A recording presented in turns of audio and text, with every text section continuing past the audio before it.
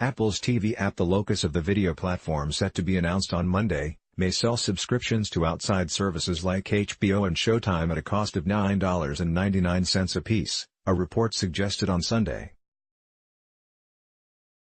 Networks including Starz, Showtime, and HBO have been negotiating to offer their shows to users for $9.99 a month each, The Wall Street Journal said. That could potentially be a bargain, since HBO, for example, has been selling HBO Now subscriptions for $14.99 per month. It's not yet clear which networks have signed on, but they could be counting on the exposure of Apple's service boosting subscriber numbers and compensating for any lost revenue. An overhauled TV app could come to non-Apple platforms, including smart TVs and Roku streamers, Journal sources added. To date, that app has been limited to iPhones, iPads, and Apple TVs, a situation that might not remain economical given that Apple's initial slate of shows will cost over $1 billion, never mind subsequent years. The company has also proven willing to break out of platform exclusivity when it counts, for example offering Apple Music on Android and iTunes Video on Samsung TVs.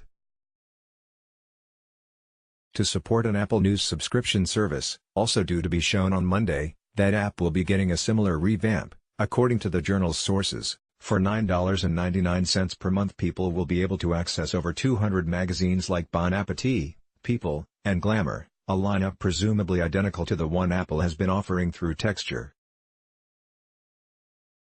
Newspapers such as the Journal will be on board as well, though likely not the New York Times or Washington Post, which may have rejected rumored Apple demands for a 50-50 revenue split.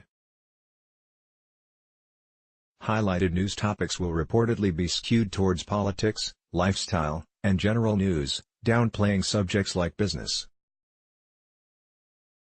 In fact, the Journal is hiring more general news reporters to back its Apple News content, one source claimed.